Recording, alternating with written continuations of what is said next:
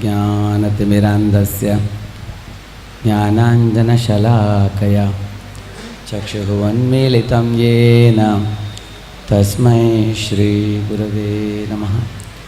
नमो ॐ विष्णुपादाय कृष्णप्रेष्ठाय भूतले श्रीमते भक्तिवेदान्तस्वामिनिति नामिने। नमस्ते सारस्वते देवे गौरवाणी प्रचारिणे निर्विशेषशून्यवादी पाश्चात्यदेशतारिणे।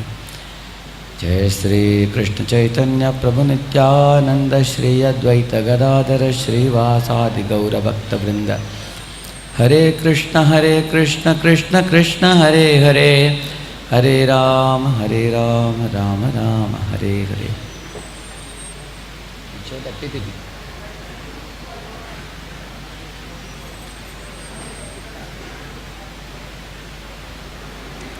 We welcome all of you for this wonderful GIST program, monthly evening program. Just as you saw in this drama of Christ Matthews, many of the things that give us pleasure, they end in great pain. Very amazing world in which we are living in. We are tempted by so many pleasures in this world which appear very thrilling in the beginning. So I used to have a talk on the topic, illusory thrills, increasing perils. So I got this topic, from where? Right near this GPO, I saw a poster, Jing Kshanachi, Vatu Maranachi. That was a heading. Momentary kick paves the road to death.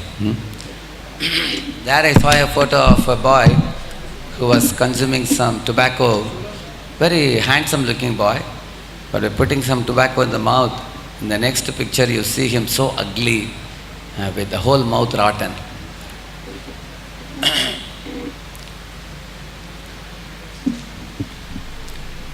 There is a path of materialism, there is a path of spirituality, and it has been there since time immemorial in this world.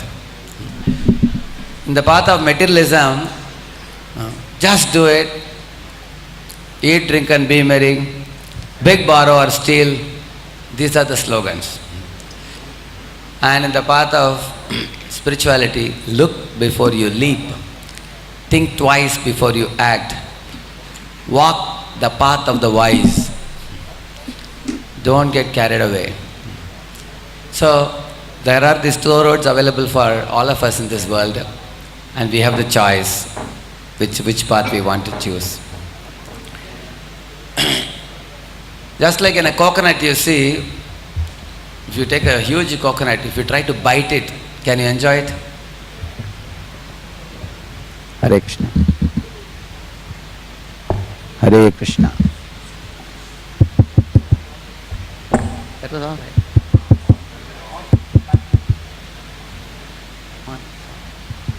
Hare Krishna, Krishna Krishna, Hare Hare, Hare Ram, Ram Ram, Hare. You see, if somebody bites a coconut, the fiber will only break our tooth, and we are likely to bleed also. Similarly, in this body, we have this material body which you see is like a coconut fiber.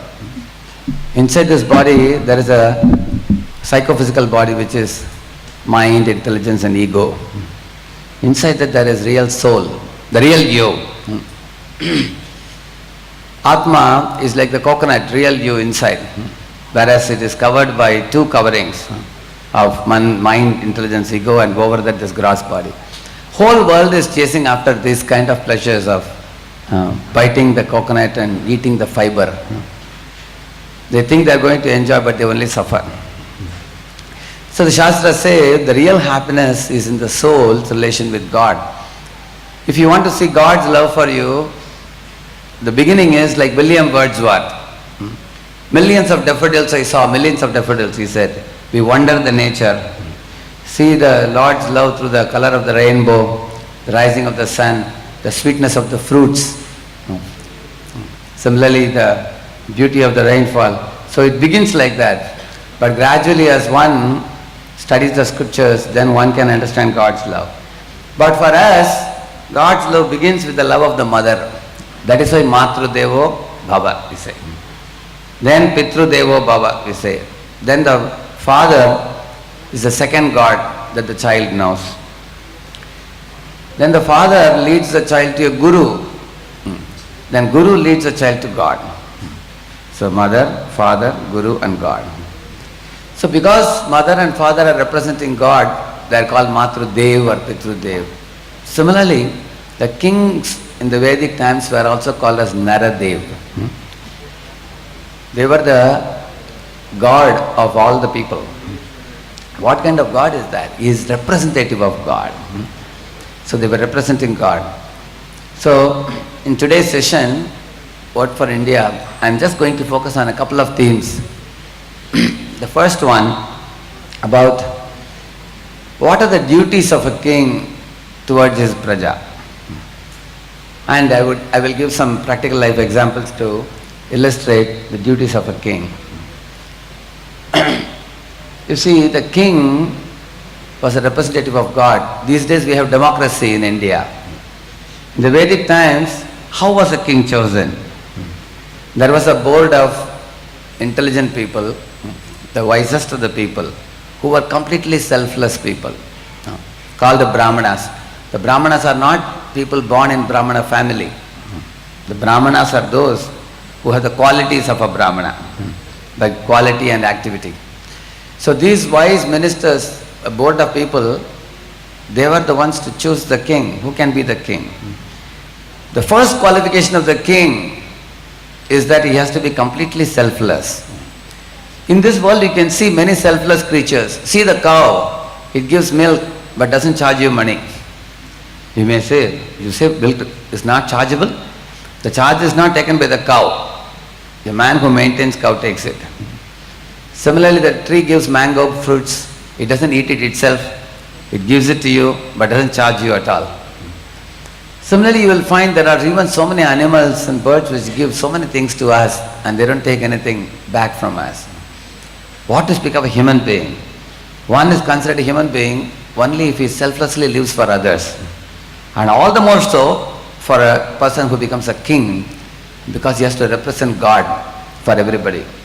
In fact, the king is supposed to represent God's grace and God's love for all the people of his country.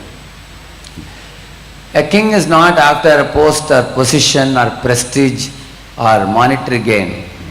A king actually lives to serve the people and serve God and serve the people. That's his only goal. So, I hail from South India. When I was in school days, I heard a story of a great king called Pari. This king was going in his chariot in the jungle and he saw on a rainy season a creeper was hanging with no support. So he put his chariot in the jungle and let the creeper grow over his chariot and he walked barefoot back to the kingdom. You can imagine how munificent and charitable the kings were. You can imagine. I heard about another king who, while going in a jungle, he saw a peacock shivering in cold. So he was wearing a thick blanket around his body. He picked up the blanket and put it around the peacock. And he didn't have any blanket for himself. So I'm telling you these examples to illustrate how the kings were simply living as representatives of God to serve the people.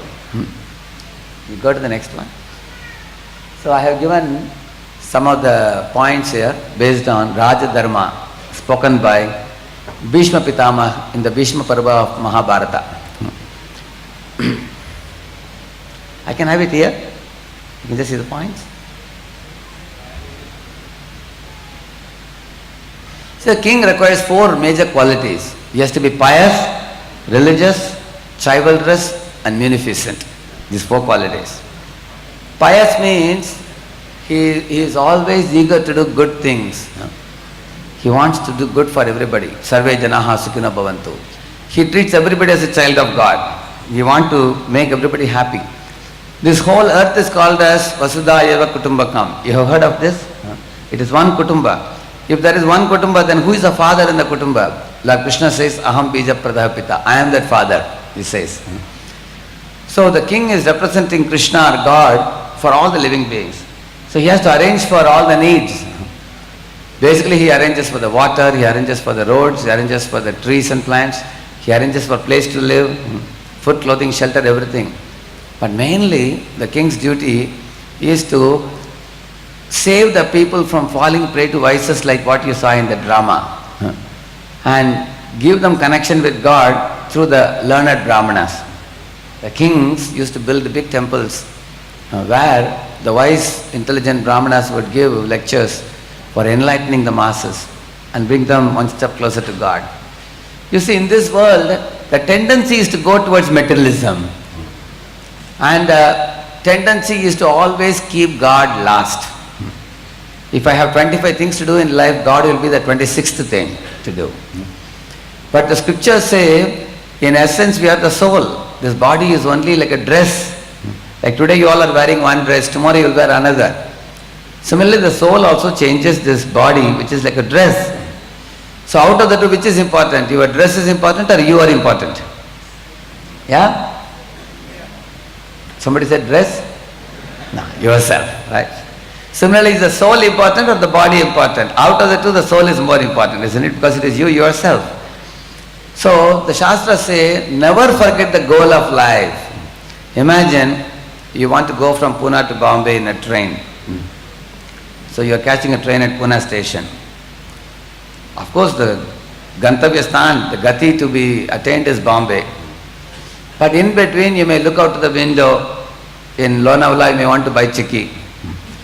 If you wish, you can get down from the train, go and purchase a chikki and come back. In Karjat, you can buy vada pav and come back. But sometimes imagine somebody is eating vada pav standing outside the train, looking here and there, the train may go away. Similarly, most people let the train of spiritual life go away and they become absorbed in materialistic living completely.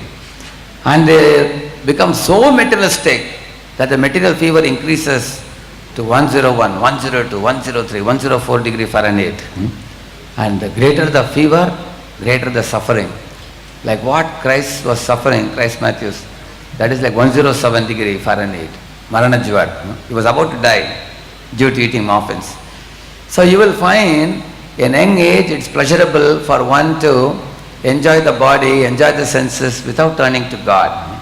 But then subsequently one suffers. God has created this world in such a way, you do a bad thing, there is a reaction to it. You smoke, the lungs are spoiled with cancer. Somebody drinks, one gets liver cirrhosis or something. One goes for illicit sex, then one gets sexually transmitted diseases. You will see that. And also one sleeps too much in a human body. Like one of my friends slept on a Friday and got up on Sunday. So, and that too how he got up, he was feeling severe pain in the hips. And doctor told him, you must have slept more than 12 hours. And he said, yes sir. So, actually this body is not meant for sleeping either. Sleeping is meant for the polar bears. So, in this world you will find whenever you go to do a wrong thing, you are stopped there.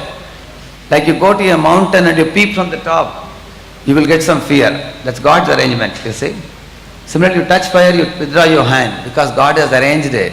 So wrong things when you do, we suffer. And right things you do, you flourish. Like you do yoga asanas, you can have a healthy body. You do meditation, you can have a calm mind. You eat organic food, you can be very healthy. Is it not true? You lead a pure life, you get happiness. So that's the way this world is created by God. And the duty of the king is to lead the children like people towards God by taking help of the wise brahmanas. And how would the kings collect taxes? Exactly like the sun. The sun absorbs water not to keep it oneself, but to give it all back in the form of rains. So the kings would collect taxes from the people, 1/4 of their earning. Very simple taxation law, not like the modern times, income tax, sales tax, car tax, fridge tax, house tax, and all the people escape from all the taxes in different ways. And kings had only one type of taxing. Whatever you earn, you have to give 25% of that. Whatever products you produce, 25% of those products should be given to the king, whatever he produces. Very simple taxation law. But the kings accepted tax not to keep it themselves but to give it back to people in the form of welfare. That's the very first thing said, munificent. They were trained to perform different sacrifices, which means yajna. Actually, Shastras say, very simple meaning, yajna means to please God. You see, when God smiles, nature also smiles. When God is upset with us, then the nature will produce dangers like tsunami, volcano, earthquakes, wars and everything. When God is happy, then the nature smiles. The ocean is full of navaratnas. Mountains are full of gold, silver, diamond. And the trees are full of fruits. And the farm is full of paddy and wheat and everything, all the grains and cereals. The gardens are blooming with flowers. And you will find the climate is very wonderful. And the cows' udders are filled with milk. This was the situation in Yudhishthira Maharaj's time. Kamam bavarsha parjanya sarva kama dugamahi shishichusma prajan gavaha payaso budasvatir muda. It is said in Yudhishthira Maharaj's time, when the cows were running, their udders were flooded with milk and the milk was pouring out and making a milk kitchen everywhere. The cows were so happy. So, when the king is saintly and godly, then the nature also pays tax to the king, it is said. How can nature pay tax to the king? People only pay tax, but the nature pays tax by giving all these different yields which I told you now. Because they are all gifts of God for his own children when they follow the path of yajna. Yajna means pleasing God. So, the king's duty is what? Shastra say, right now all of us have one type of body. When we die, we accept a second body. I am going to tell all of you a 4-point formula which will give you Gita in a nutshell. So I will request all of you to repeat after me. This body is not all, this material body is not all in all. Everybody? Soul exists. You all know this? Soul means Atma. Like you bring a gulab jamun in a carry bag from the market. What is important? Gulab jamun is important or carry bag is important? Carry bag? Even if carry bag is not there, you can hold gulab jamun in your hand also. So once you take the gulab jamun out and keep in a plate, carry bag goes to the dustbin. Similarly, when the soul comes out of the body is fed to the fire. Krimi vid bhasma sangitam. It simply turns into ash or stool or sand. That's all. This body is simply perishable phenomenon. But the soul never dies. That's why he says first, this body is not all in all material body, but soul exists. Soul is the Atma who never dies, who goes from one body to another. Second point, this one lifetime is not all in all. Everybody? Many more lifetimes exist. Just like, for example, you have a Luna. When you get more money, you buy a Maruti. When you get even more money, you buy a Benz. When you become a big CEO of a company, you can have a chartered plane also. Is it not? So you change the vehicles depending on your paying price. Similarly, Atma changes the body depending on his ability to pay better and better good karma. He gets better and better bodies.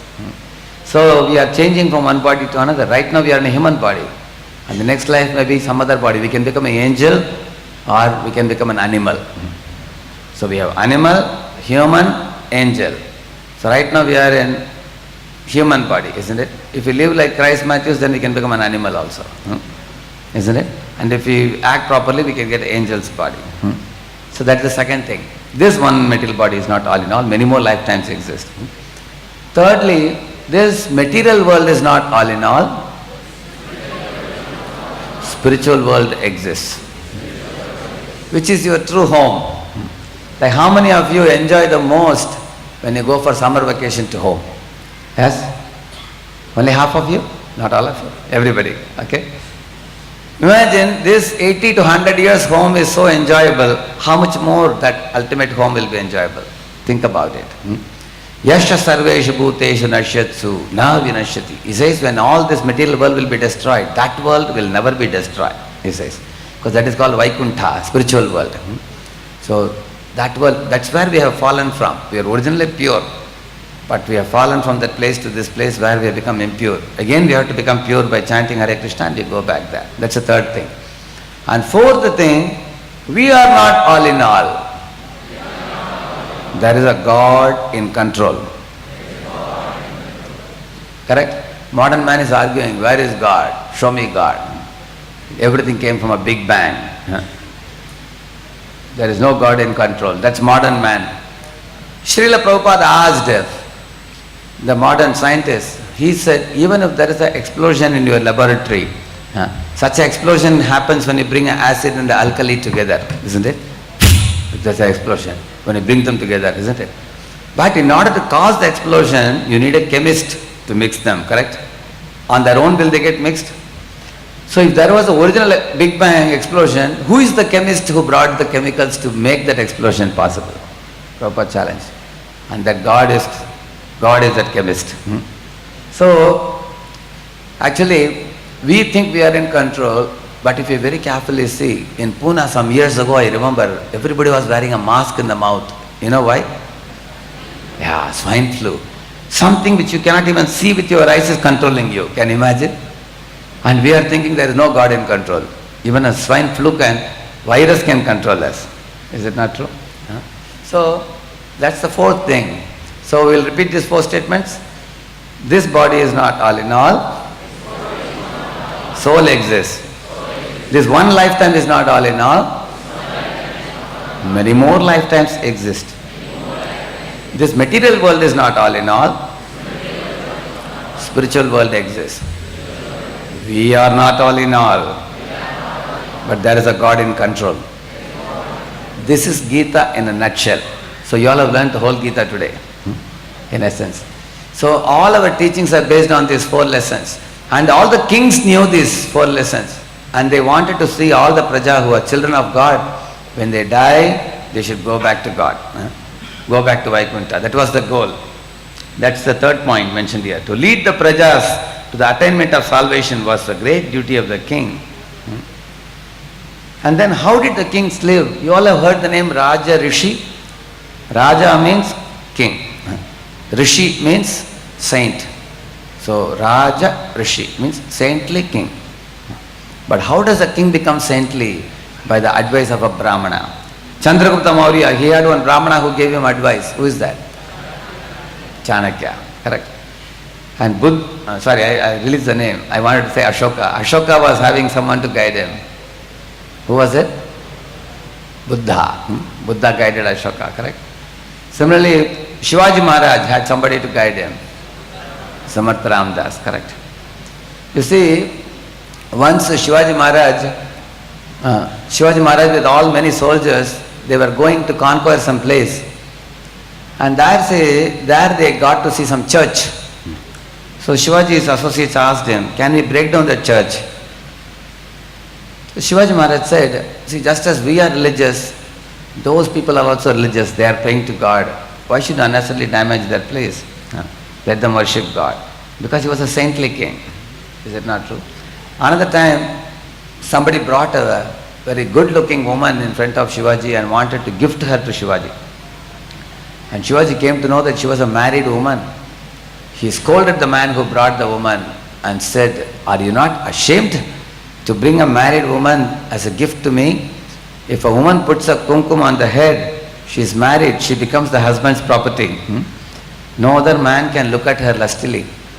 We should look at such a woman like a mother. Matravat para dareshu. Para dara means another man's wife. Should be seen as mother. How did Shivaji Maharaj learn these things?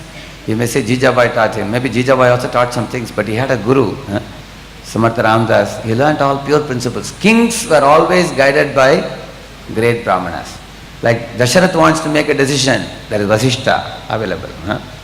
Every king had a wise, learned Brahmana who was utterly simple, who never even took any salary also. They lived very simple lives. And the Brahmanas were simply vehicles of God, carrying God and distributing God to people. So such qualified people were teaching the kings proper administration, how to rule.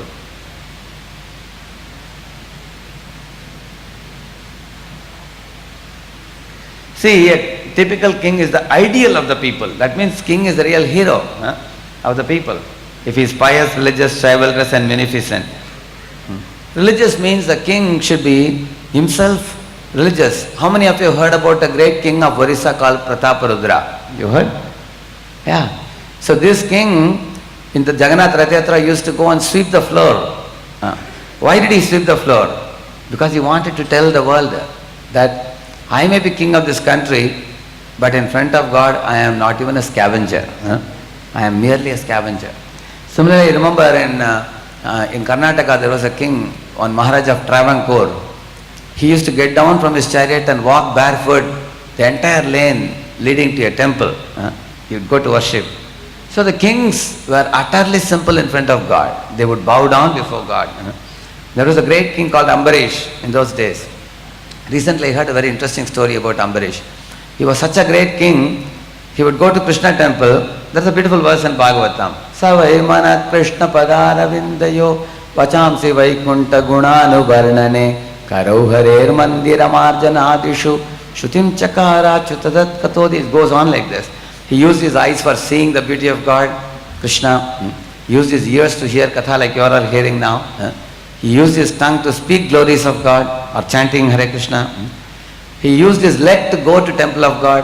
He used his hand to clean the temple. All that he was doing. So he had many queens also. And all his praja knew that our king goes to Krishna temple every morning. He bows down to God and renders lot of seva. So one day a young girl wanted to marry him. So when she approached him, the king said, I already have so many queens and I have no time for them. How will I give time for you? But she said, no, my dear king, you are a very great devotee. I would like to get married to you only. And the king said, I will marry you under the condition that you won't demand any time from me. Because I am busy in serving God and I am busy in administrating the world. So still she married him. So next day when the king went to the temple, every day he used to fill up a vessel with water to offer Abhishek to Krishna. Next day morning he saw the vessel was already full with Yamuna waters. So then he was wondering who did this. Then he came to know the newly arrived queen has done that. So he called the king and scolded her. He said, see, this is my seva to Lord Krishna. You can't interfere. If you wish to do seva, you go to your own mahal and you do that. So then she told, I don't have any murti of Krishna in my mahal. He said, I will make a temple for you. So then he made a temple for her in the mahal and gave where she was serving. So a few days passed by. Then Lord Krishna appeared in the dream of Ambarish and said, my dear Ambarish, I am very pleased with the service of your newly arrived queen, more than your service also. And the king was stunned. Then Lord said, better you go to her and learn from her how to worship me. So he went to that palace and he saw she had decorated the altar very beautifully. She had dressed the Lord with beautiful dresses and ornaments and jewelry and everything. She had made garlands. She was offering bhoga very nicely. So the king went and learned from her. Then the news went to all the other queens. They became annoyed. What is this? Probably our king is too attached to the last queen. He has forgotten all of us and he is going to her. Then they got the secret because she has got an altar and where she is worshipping Krishna. So they all went and demanded the king, we also want our altar also. Make one Krishna altar in our palace. So the king made one altar for each of the queens and then he went back to temple and peacefully served. And all his praja, they all went back to spiritual world. Every one of them. Because of such a great king. He was himself religious and great devotee. And one should be chivalrous. That means he should not run away from the battlefield. Not like Saddam Hussein. Sitting underground and sending everybody else. So a king should be leading like an engine in a train. He should be able to lead the battle and fight against the enemies without any fear. So that is chivalrous. Chivalrous also includes if in those days if a thief would steal something, his hand was cut. Eye for an eye and a tooth for a tooth, it is said. The kings were very strict and nobody would dare to loot anyone else's property. Gandhiji, when India got freedom, he made a statement. When will the time come in India when a young woman decorated with gold and silver ornaments, is lying under a tree at midnight and no man would disturb her. When will the time come? That time was already there before. Because in the ancient times the Vedic kings were so strict, even if a woman appears to be alone, if somebody would put his hand to catch her hand, immediately that would be cut from nowhere. How the law was so strict in those days. So the kings were chivalrous and they were munificent, means they would be liberal in giving to the citizens. And also the king is not a lazy person or a sensuous person. Lazy means postponing. In English we call it as red tapeism. We call it, no? You submit a file and it doesn't get passed for two decades or something. The kings were never lazy to take action. Quick action they would take. And also they were never sensuous. Sensuous means the kings were not addicted to drinking or smoking or prostitution and such kind of things. True Rajarishis. So they were controlled in their senses. And they were never living at the cost of subjects, but they were always alert to kill thieves and dacoits. So in the name of ahimsa, they were not forgiving the thieves and dacoits. Ahimsa has its place, but there is a order required at certain times. And taxation I told you already. And how did they make the ministers? In the modern times in India, we have democracy. The common people are electing the ministers, correct? Like in one village, one MLA told them, my dear people, if all of you vote for me, I promise you, I will open a liquor shop for you in the middle of the village.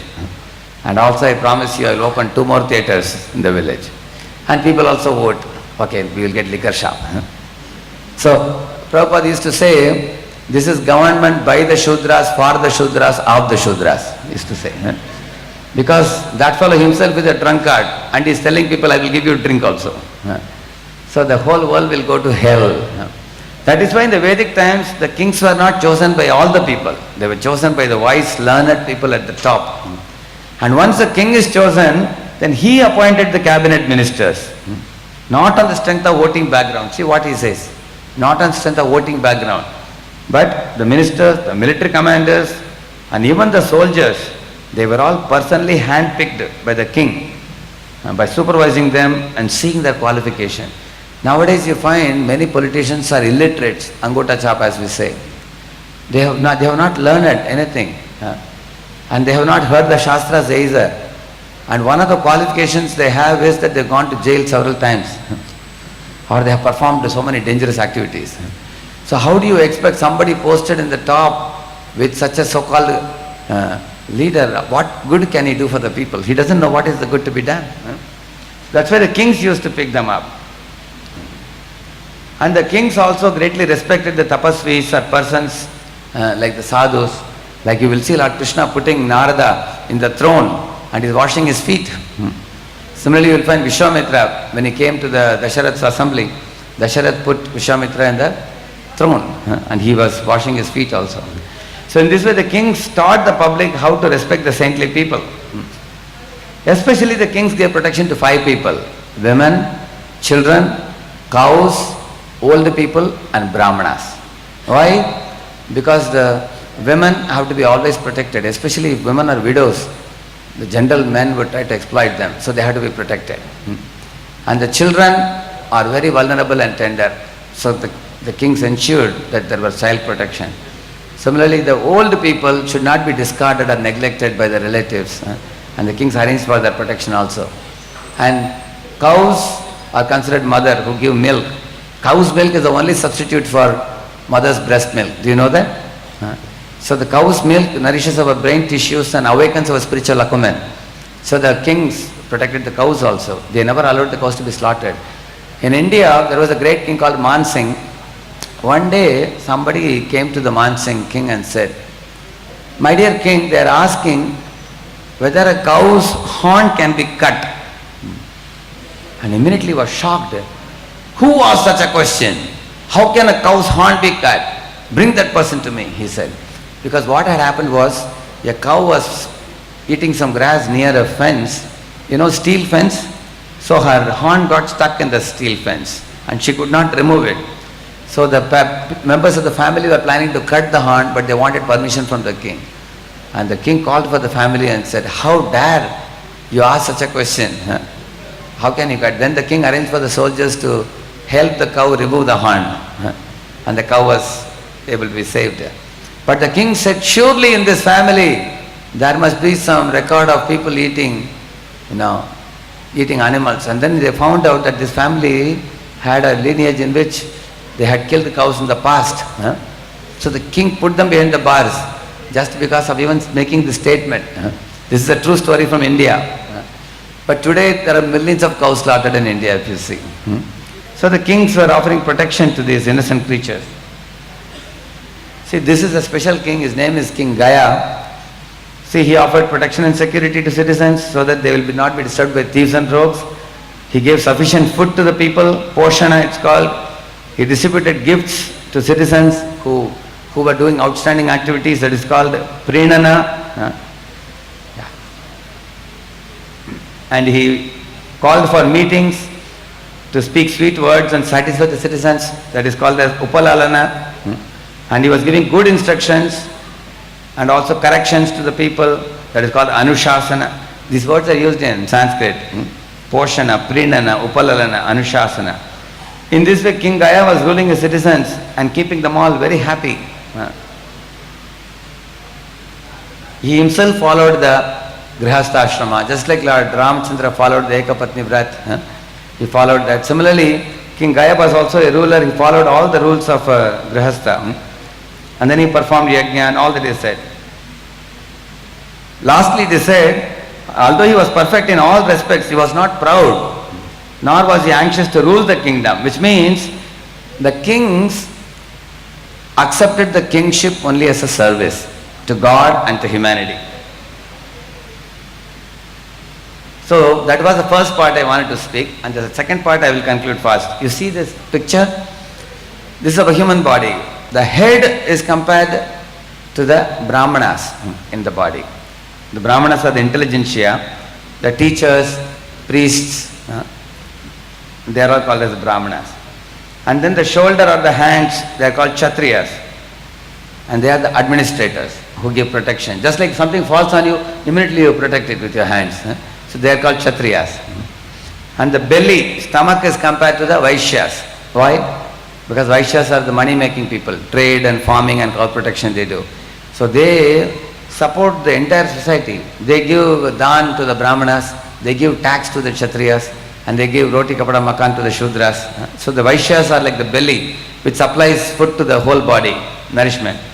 And the Shudras are compared to the leg, because the leg carries the whole body from one place to another. So the Shudras take care of the previous three classes by serving them, like Brahmana, Kshatriya, Vaishya. Somebody may say, is this system has the system not created so much trouble in India? But actually, if you see even today, you will find these four classes are prevalent everywhere. You will find in any class there are boys who are very intelligent, outstandingly intelligent you will find. There are boys who have physical strength. Then you will see there are some boys who come from business class families like Agarwal, Marwadi and all of them. So they have business mentality, you will see that. They can put money and make money. Then you will find there are some people who like to work on lathe, do fitting, welding, and such kind of labor work they like to do. This is very natural in society. Even if you try to stop it, you can't. It is very natural. And that is the reason why people adopted a profession which was natural for them. You see, the intelligent class gives direction to society based on authority of Vedas. And Kshatriyas are the kings, as I told you, who are guided by the Brahmanas. And the Vaishyas are the money-making people, mercantile class, and they protect cows and do trading. And the Shudra labor class. See, when the Shudras come to rule, and they want to rule the whole world, that is called that's called as communism. What has been going on in Russia for a long time, and then collapsed. Communism. When the laborers want to take the lead. Then when Vaishyas want to take the lead in the society, that is called capitalism. Like in America, the economic lords rule the whole society. When Kshatriyas want to rule without the help of Brahmanas, that is called dictatorship, like what Hitler was doing. dictatorship. And then somebody asked Srila Prabhupada, tomorrow if ISKCON spreads everywhere and they want to make you the king of the whole world or king of the country, would you like to become? Prabhupada said, no. Somebody else should become the king, I will become his advisor, he said. Because the Brahmana likes only to be an advisor. He doesn't want to become the king.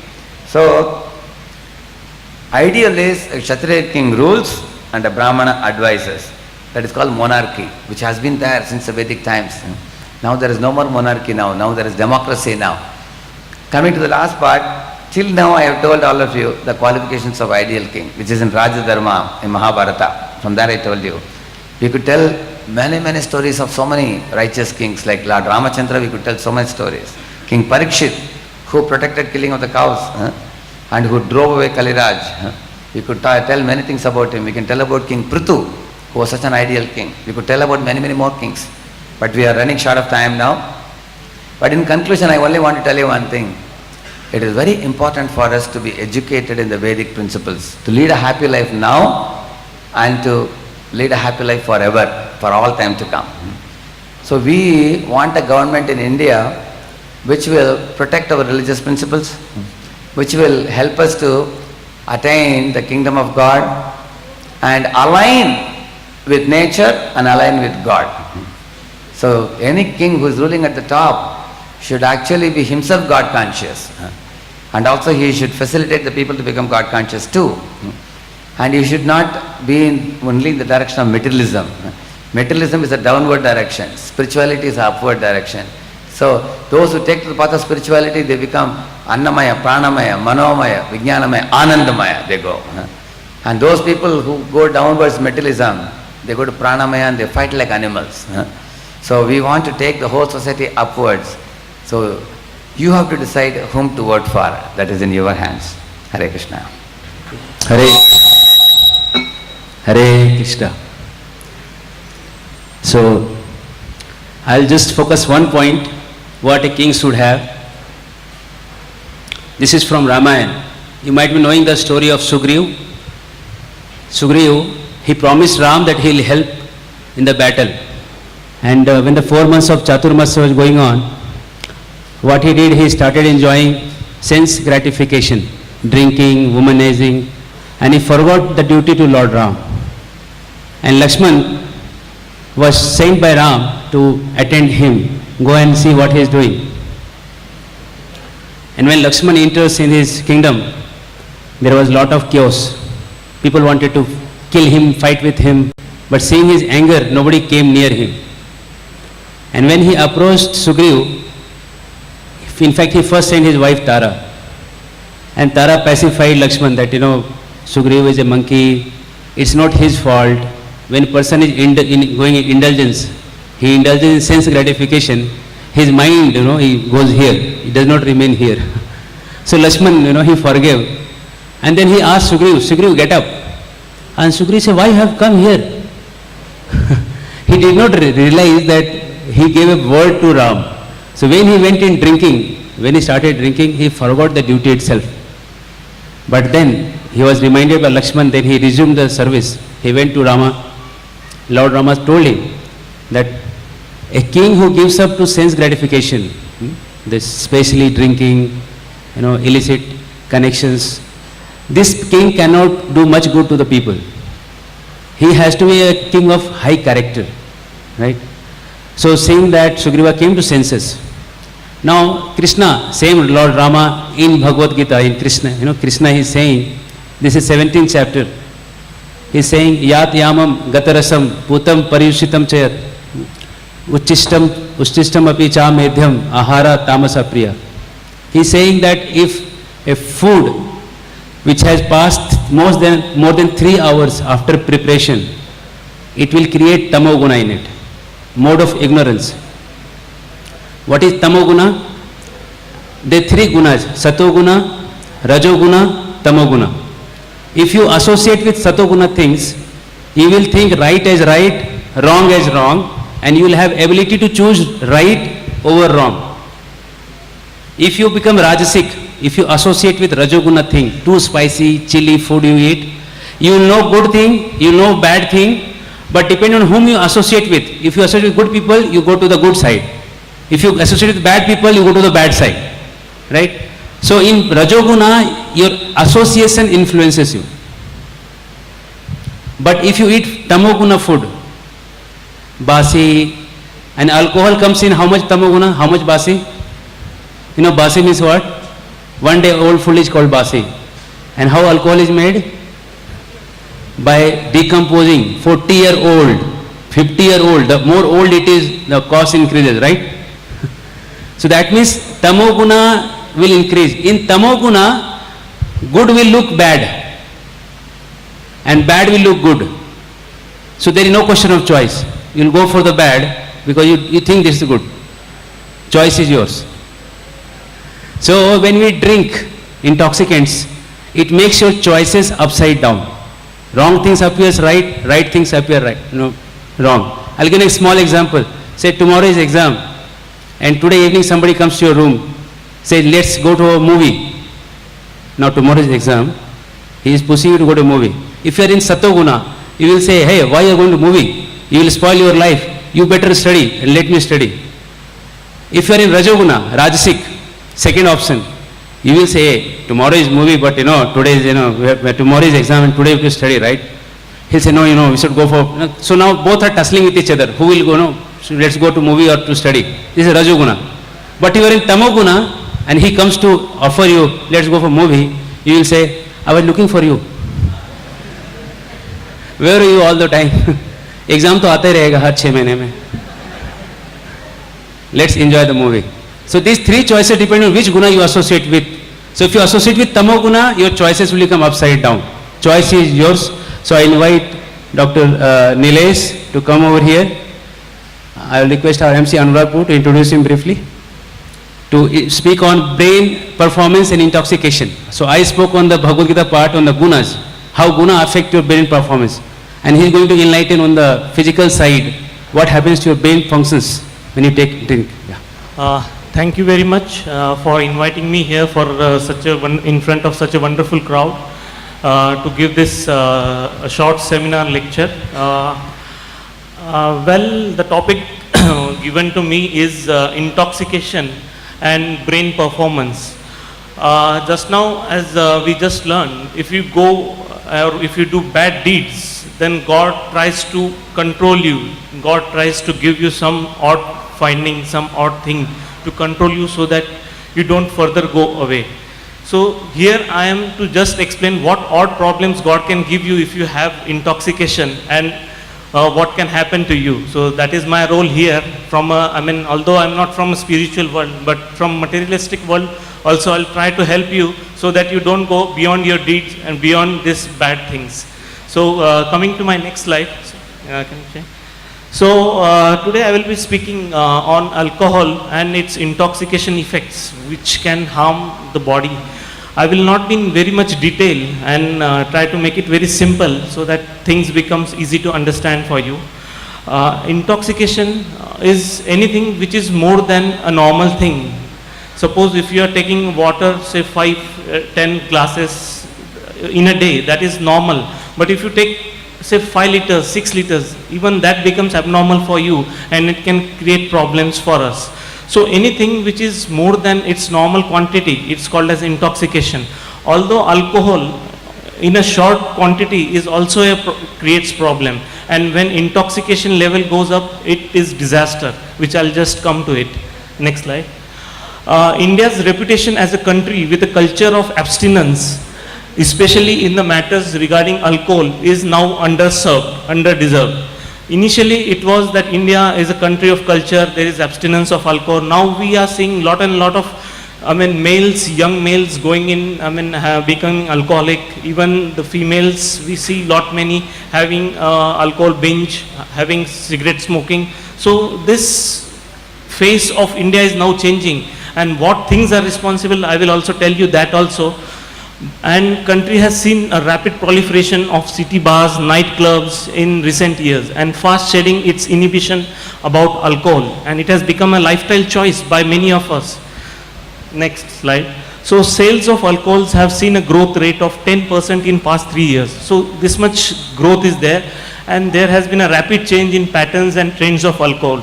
Now people are beginning to drink at very younger age.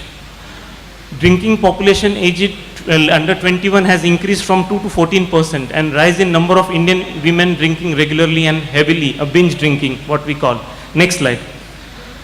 So why this is happening? We see that even our Bollywood film, they show that good men are drinking alcohol. Although, I mean, drinking alcohol is a bad deed, but now Bollywood film, they are showing, I mean, it's good to have a couple of social drinks, or if you binge, still you are a good man. So that is also making an impact, because Bollywood has a very major impact on our minds in our society. So Bollywood films are glorifying alcohol where the good guys drink. There are powerful international and domestic alcohol lobby. You see, they are purposefully targeting the young Indians. What they are doing nowadays is they are coming up with flavored alcohol so that every young Indian can drink, young female can drink, so they don't get a bad taste, and it's a flavored alcohol. So they are targeting so much. They are coming up with so many ads in, you see, they come with music CDs, water bottle ads, but of course those ads are for alcohol, and they are trying to lobby the young crowd. The local industry has also introduced flavored alcohol drinks previously for those people who were not. Next slide. Now you also see there is a marketing trap. All the sites, wherever you go, I mean Facebook or Twitter, you will find such kind of ads to glorify that we have in this different colors and all, and that is making it marketing trap. The social sites come with this absolute social for absolute vodka. So these things are there which continuously are being given in front of your eyes, so that you feel attracted towards it. Next. So what's it's all about? What does alcohol do to you? In a simple quantity, yes, what just now Dr. Keshavan said, it makes you ulta pulta. So when you take a little bit, you feel relaxed, it intensifies your mood, it gives light sedation, slow reaction time, and a fine motor skill decline is there. So it gives a little high, you feel good, but this is just a beginning, and it's just for some few ml. But when it goes up into a little more level, if we consider and ask me in percentage wise, there is, I mean, if you check the blood alcohol level, 0.1 milligram per deciliter, and so if it goes up, then the problem real comes up. Next slide. So gradually there is an impaired motor skill, impaired speech, patient slurs, impaired ability to decide. They cannot think what is right, what is wrong. Everything seems to be right, and everything seems to be, I mean, wonderful. If somebody is depressed, he may feel elated. So he goes into, he feels elated for some time, but gradually over time, drinking continuously makes him to further depression, and it makes him more into trouble. And significantly it impairs the judgment. While impairing judgment, yes, it causes lot of accidents, and we see all over the roads, don't drink and drive, and that's very true. And if you are with impaired judgment, you cannot know what signals it are, and it can lead to disastrous accidents and all. So further, if the level is high, it causes confusion, dizziness, and severe risk of injury, a memory blackout also. So you don't know what you have. People many of times have a one night stand and just forget. It's a memory blackout. I don't remember what happened.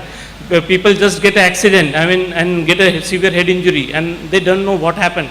But finally, it takes the whole lot of their life, their family's life, and that is what head injury causes, to risk to a patient and also to the family. Next.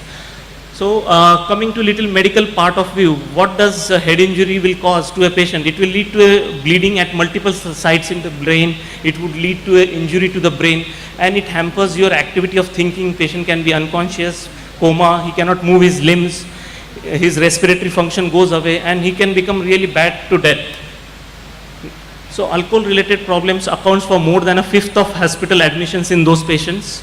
More than 20% of all brain injuries are because of alcohol consumptions, and 60% of all injury reported to India's emergency rooms are somehow related to alcohol. Either the person next who was driving was under the influence of alcohol, or the person himself was under the influence of alcohol, and so forth.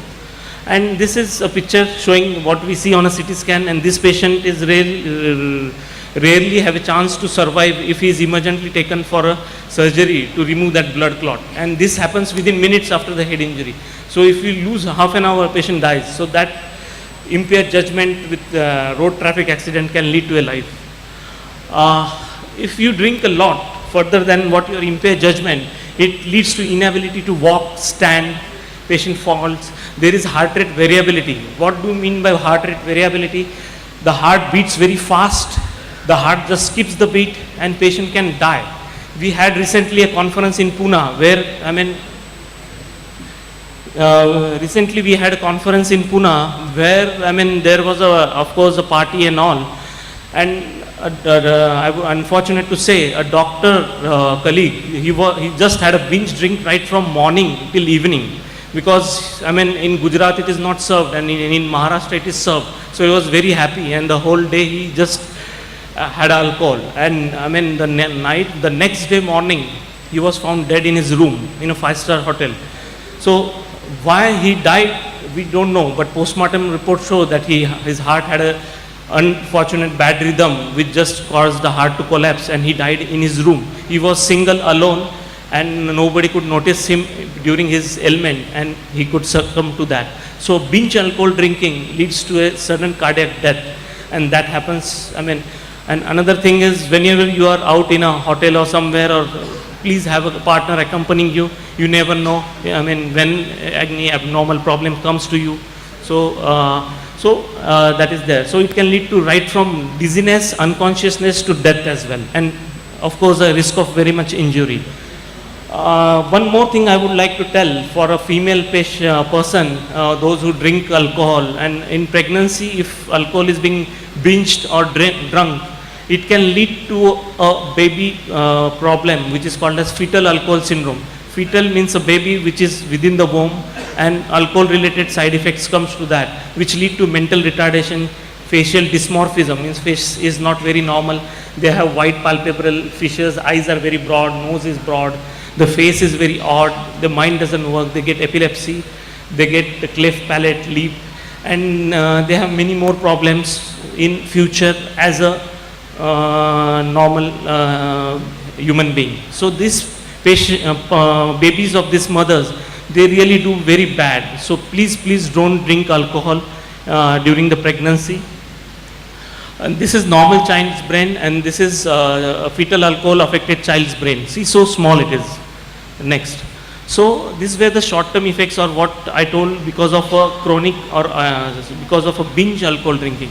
But there are many other effects of alcohol. If a person drink continuously over long term, say for years, for months, what nerve problem, what brain problem it can cause is, I've made a list out of it. These words may seem a little odd to you, but I'll just explain in short.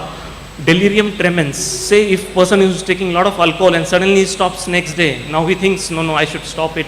Many people are telling me, and or he gets admitted for some surgery, and in hospital you won't get alcohol, and he gets a withdrawal symptom. That is what we call delirium tremens. And this person, believe me, is the worst creature on this earth. He becomes very restless, violent, he throws things here and there, he just bangs on the windows, the mirrors, and somewhere in ICU. And they are very bad, delirious, they give bad words, they don't know their relatives whom they are talking to, and they are in misery. They get hallucination. Hallucination is, you see many things which are not there in the space. Visual hallucination, auditory, you hear some things. So that thing also happen in these patients. I would just recall one patient who had alcohol withdrawal. And he was in ICU. You may be knowing the Foley's tube, urine catheter is being put for ICU patients. So he felt that Foley's tube is a snake, and he just pulled out that Foley's tube. That bad feeling and that bad hallucination they get. So and it was a blood all over. So bad thing happens with that hallucination. And believe me, patient just, it is so real for them, and they just act on that. Rum fits. Again, they can get a fits or epilepsy or mirgi or seizure, whatever you call. A stroke means, it's like, you must have heard about a heart attack. A stroke is a brain attack where suddenly blood supply to the brain gets blocked and it causes damage to the part of brain and you get paralysis on one side. So chronic or continuous alcohol drinking can cause stroke. If you have a loss, another things are loss of balance, memory loss. Memory loss, psychosis, you can feel loss of memory also in this. Next slide. So these are just pictures to depict what that withdrawal symptoms and how these patients are being tied and they are in misery. Hallucination, they see things floating in space, although there is nothing. They can get a fits and fall. And this is blood vessel getting blocked within the neck and causing the paralysis stroke within the brain. And this is your small brain. Many times you must have heard in movies, Chota Magaj Pe Mat Maro. So this is that small brain which is round, shown in that circle. In an alcoholic it becomes very shrinked, very small, and in normal it's very full. So that leads to loss of balance, fall, and you feel that alcoholic walks, what you must have seen, that is because of this. So your body belongs to you, take care of it, it's only one you have. Thank you very much.